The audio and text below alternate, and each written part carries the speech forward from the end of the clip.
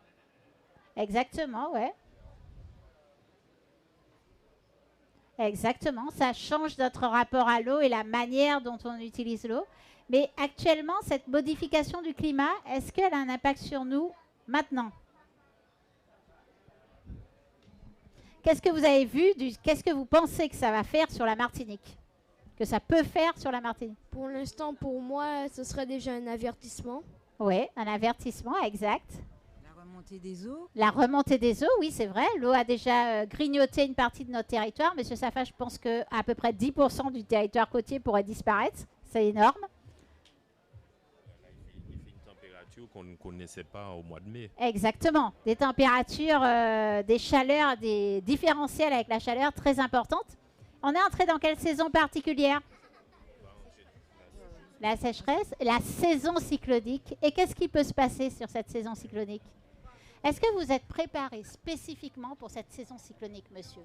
Spécifiquement, je ne sais pas à quel moment qu'on saura qu'on est prêt pour la saison cyclonique. Parce qu'on ne sait pas quelle intensité qu'on pourra avoir maintenant avec vu les changements qu'on connaît. D'accord. Est-ce qu'après cette conférence, vous allez vous préparer spécifiquement pour cette saison? Je suis de nature, je me prépare toujours, je suis en conséquence, mais on ne sait pas la limite si on a à 300-400 km/h, je ne sais pas. Exactement. Est-ce que quelqu'un se prépare un peu plus qu'avant pour la saison cyclonique? Il faudrait, hein? Ouais. Mais est-ce que...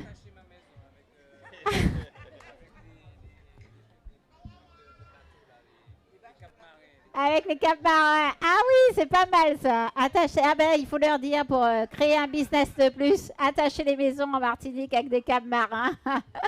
Alors, quelle préparation spécifique vous avez? Des réserves d'eau, exactement. Exactement. Oui? Attacher une bonne dizaine de boîtes casier à chaque maison. Les cyclones tirent leur force de la puissance des océans. Et effectivement, cette saison, elle s'annonce particulièrement active. Hein. On le sait déjà. On ne sait pas où ça va frapper. Mais on sait déjà que la saison sera active parce que les océans sont super chauds. Et tout est favorable, en fait, pour le développement des cyclones. Quand vous voyez ici, en fait, ici, vous avez la température à aujourd'hui. Donc là, vous avez 2024. Et en jaune, là, vous voyez la courbe en jaune, c'est 2023. Et le reste, c'est l'historique. Vous voyez que depuis mars 2023, il y a un décrochage complet sur la température des océans. Il est visible ici. Et 2024 est parti encore plus haut. Vous vous souvenez quand je vous ai dit les océans, ils montent lentement en température, mais sûrement. Et c'est ce qui est en train de se passer. Chaque jour, c'est plus haut. Et qu'est-ce qui se passe, par exemple? On perd nos coraux. Nos coraux, c'est une formidable machine climatique. Mais c'est aussi un océan de vie, quoi. Plus de 25% de la vie marine naît et vit dans les coraux. Et chez nous, mais c'est juste la vie, toute la vie qui est là. Si on les perd, alors ce ne sera pas que à cause de la température, hein, parce qu'on envoie quand même pas mal de pollution dans l'eau de mer qui ne les aide pas du tout. Vous savez, en fait, les coraux, ils vivent avec une algue qui s'appelle la zooxanthelle. Et en fait, cette algue fait la photosynthèse et permet aux polypes du corail de se nourrir. Et du coup, quand le corail est en stress, il lâche sa zooxanthelle. Et malheureusement, s'il ne la récupère pas dans les 3 semaines qui viennent, ou s'il n'en récupère pas une autre, eh bien, il meurt.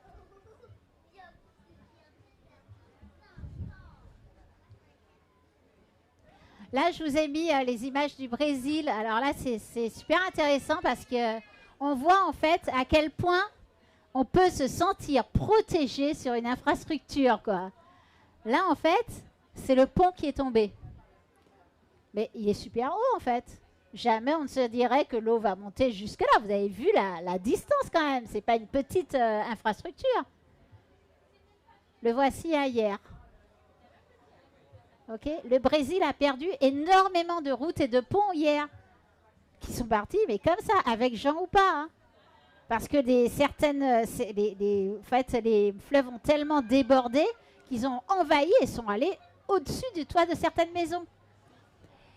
On voit aussi que des fois, toute l'eau qui tombe, en fait, fait lâcher des barrages. Vous savez, des retenues d'eau. Il y a une telle quantité d'eau qui tombe que les barrages lâchent. Si vous êtes dans le chemin d'un barrage qui a lâché, mais c'est fichu. Personne, aucune personne au monde n'a le temps de se déplacer, de partir. Avec la force et la vitesse de l'eau, c'est meurtrier. On l'a vu en Syrie l'an dernier, on l'a vu en... Non, pas en Syrie, en Libye. En Libye l'an dernier, et on l'a vu en Russie cette année. Ici, avant-hier, vous avez une route en Chine qui est tombée. Un glissement de terrain, on connaît bien ça, nous, les glissements de terrain. Ben voilà, ça leur est arrivé. Ben, il y avait des voitures dessus. C'est tombé d'un coup. OK? Ici, vous avez, eh bien, c'est les inondations à Dubaï. Ils ont pris 1 an et demi de pluie en une journée. Alors, on a beaucoup parlé de Dubaï, mais on n'a pas parlé de l'Afghanistan qui était juste à côté, et du coup, qui est beaucoup moins riche, bien sûr, et par contre, où le nombre de morts était beaucoup plus important, et les pertes les vivants du vivant aussi. Parce que quand on a ce genre de choses, si vous avez un élevage, c'est pas que ça, c'est aussi, eh bien, alors je ne l'ai pas mis là, mais le canal de Panama. Le canal de Panama, ben, avec les sécheresses, eh bien, il connaît une baisse du coût du trafic, et du coup, ça impacte la totalité du trafic. En fait, on dit que le changement climatique pourrait coûter des milliards au transport maritime. Tout ce que je vous ai pris là, c'est des choses soit d'aujourd'hui, soit d'il y a quelques jours. Vous voyez, la température à l'air, encore une fois en surface de l'air, dépasse des records. Eh bien, la planète, elle est toujours en surchauffe. Ah oui, Barcelone. Barcelone a été en état d'urgence à cause de l'eau. Vous le saviez ça? Vous aviez suivi ça? 2 mois en état d'urgence. Oui, il y a 3-4 semaines. L'Espagne qui a déclaré en état d'urgence à cause de l'eau. Pas d'eau, plus d'eau. Ils ont fait venir de l'eau par camion-citerne. Ils ont aussi imaginé des choses drastiques pour que les gens arrêtent d'utiliser l'eau, comme vous disiez, mais du coup, imposé. On ne se prépare pas du tout à ça. Pourtant, tous nos métiers, on est d'accord, sont liés à l'eau. Ne peuvent pas tourner sans eau. Mais pas seulement nos métiers. Toute notre économie et puis toute notre vie, de toute façon.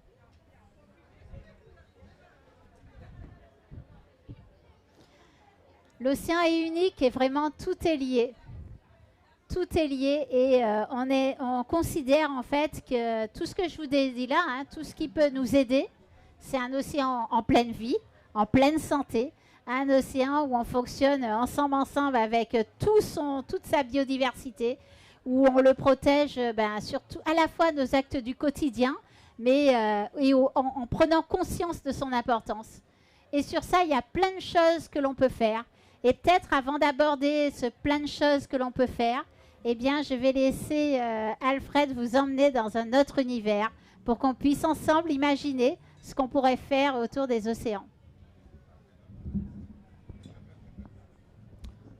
Alors, je vais vous demander pendant 1 ou 2 minutes, simplement, de fermer vos yeux et puis de laisser le tambour vous faire voyager. Et puis on verra où on va arriver ensemble.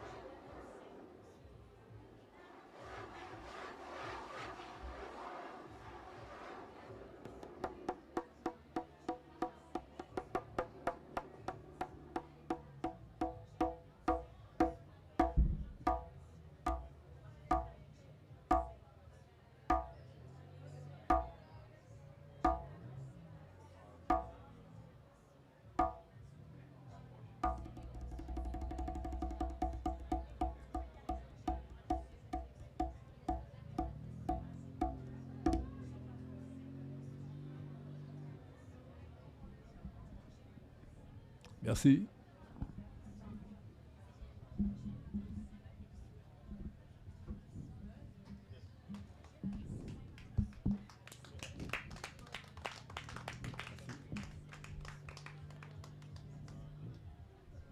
Alors, juste pour dire que, ben oui, il faut qu'on trouve une solution. Il faut qu'on sache quoi faire, surtout quand notre propre vie se trouve menacée. Menacée par nos propres agissements, en fait. Et là, je veux partager avec vous quelque chose. Et si on pouvait imaginer, avoir la vision d'une civilisation royale. Quand je dis royale, je parle du fait que si on décide de ne plus agir comme on agit aujourd'hui, eh bien, cette nouvelle attitude deviendrait une attitude royale face à la vie. Donc une civilisation royale de l'être, des êtres que nous sommes, mais aussi des êtres en général, et du sacré. Permettre que les jeunes générations, comme le petit garçon qui est là, puissent avoir un regard différent sur ce qui existe. Un regard sacré sur notre vie, que notre vie devienne sacrée pour nous-mêmes. Donc qu'on fasse vraiment attention à la protéger, mais aussi que le bébé qui naît, qu'il soit sacré pour nous. Que l'univers qui nous entoure, la vie qui nous entoure, devienne sacrée à nos yeux. Certainement nous serions dans quelque chose de beaucoup plus prometteur pour nous et pour la vie, pour le vivant. Merci.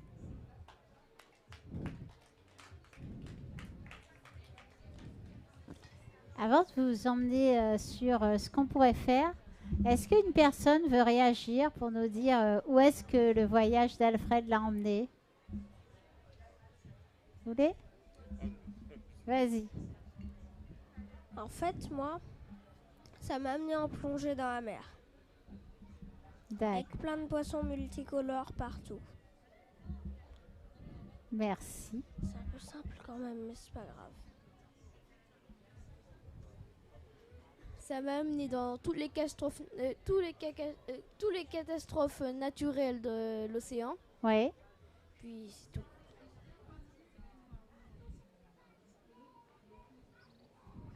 Ce que vous avez ressenti, peut-être? Ah, vous serez encore. Ça vous a plongé dans un bien-être apaisé. Hein? Ah, ça vous a apaisé. Et vous?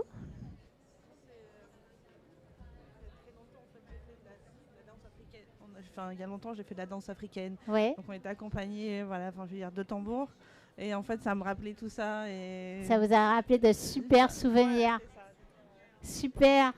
Eh ben, c'est génial parce que c'est ce genre de moment engagé, mais aussi autour de la musique, autour des vibrations du tambour et de tout ce qui est passé en fait, à la fois un message parole et un message du tambour, qui sont puissants et qu'il faut relier. Il faut qu'on arrête en fait de se dire ben, on regarde tout ça à la télé et puis on ne fait rien. Alors ce qu'on vous propose en fait, c'est un ensemble d'éléments, de soutenir peut-être une action, une association qui va plus loin. Par exemple, ça peut être au niveau national, ça peut être Bloom, qui agit réellement sur les éléments pour faire plier les européennes. Ça peut être aussi une association locale, hein. Il y en a plusieurs chez nous. Il y a la Sopamar, bien sûr, qui lutte depuis longtemps sur le vivant, l'apnée. Il y a également la Sommaire, merci, j'avais le nom sur le bout de la langue. Et puis il y a la fresque du climat et nos ateliers de sensibilisation comme la fresque Océane. Il y a aussi le fait de laisser l'océan tranquille, hein, d'œuvrer pour que, on se retire un petit peu parce qu'on voit que ça marche. Quand on laisse des zones tranquilles, mais vraiment tranquilles, qu'on les sanctuarise, la vie renaît en fait dans les océans.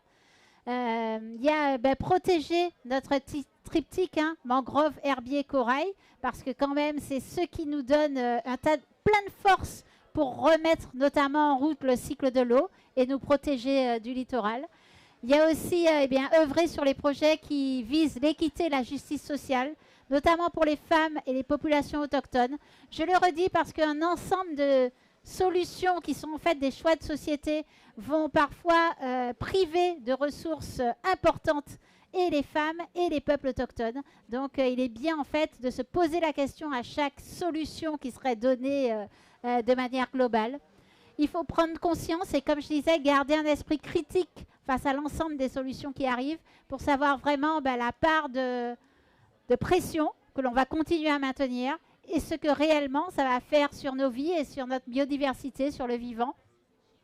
Zéro pesticide et l'agroécologie, ça passe, c'est un grand mot, hein, de dire le bio, l'agroécologie, il faut le faire, mais il faut aussi acheter dans les mains des personnes qui font, et donc dans les mains des agriculteurs qui font l'effort de nous nourrir en Martinique avec ces process.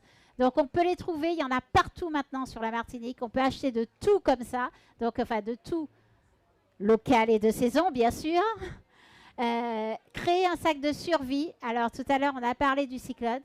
La Croix-Rouge a refait dernièrement une enquête, un rapport très important où ils remettent en avant ce sac de survie. Ce sac de survie qui doit avoir un minimum pour vous permettre de continuer à vivre, à boire une eau potable, à manger, à se sécher, à avoir des vêtements, à avoir peut-être une tente ou un hamac ou de quoi dormir au sec. Bref, à avoir une VHF, à avoir une lampe, à avoir un certain nombre de choses qui vont juste permettre d'assurer les quelques heures ou les quelques temps de vie avant un éventuel secours. Préparer l'adaptation et la résilience. Tout à l'heure, vous avez parlé d'eau, de récupérer l'eau. N'oubliez pas non plus qu'on ne peut pas être résilient seul, hein, donc c'est chouette de récupérer de l'eau, mais il faut aussi inciter vos voisins à le faire. Aller dans des jardins partagés. Enfin, faites ce genre de choses, mais pas tout seul. Faites-les ensemble avec votre famille, votre communauté, vos voisins, votre équipe si vous travaillez. Créez de nouveaux imaginaires, peut-être à travers ce genre de réunion. Organisez-en. On peut tous jouer un rôle dans tout ça. On ne peut pas dire « Ah ben non, moi je ne peux rien faire ». Ce n'est pas vrai, ce n'est plus vrai et on le sait pertinemment. On peut faire quelque chose pour nous-mêmes. On ne peut pas faire quelque chose pour l'ensemble de la situation internationale, ça c'est sûr. Mais pour nous-mêmes, on peut faire beaucoup. Donc voilà, créer de véritables aires marines protégées. Le vote aux européennes, je vous incite à utiliser votre bulletin de vote, qui est actuellement un des seuls moyens de pression qu'on ait contre cette grande armada de lobby. Et puis, plus individuellement, réduire sa consommation de poissons, préférer des engins à faible impact, diversifier, ne pas vouloir tous du saumon au premier de l'an. Ça n'a pas de sens qu'on mange tous sur la planète du saumon, qui est pour la plupart du saumon d'élevage. Éviter le thon en boîte, éviter le saumon et éviter la crevette d'élevage. Ce sont 3 poissons qui occasionnent des pressions extrêmes sur l'environnement avec le chalutage de fond ou alors leur manière dont ils sont élevés. Parce que derrière, non seulement c'est irrespectueux pour l'animal en lui-même, mais les dégâts causés à côté dans les populations sont énormes. Voilà, et puis j'ai tout dit. Aimer l'océan, c'est vraiment le mieux et c'est ce qu'on vous incite à faire. On va finir par un petit film accompagné au tambour.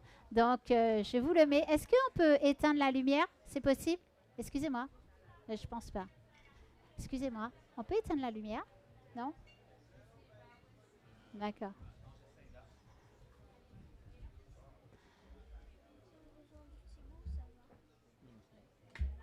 Super. Ah mince, je l'ai lancé 2 fois. Attends.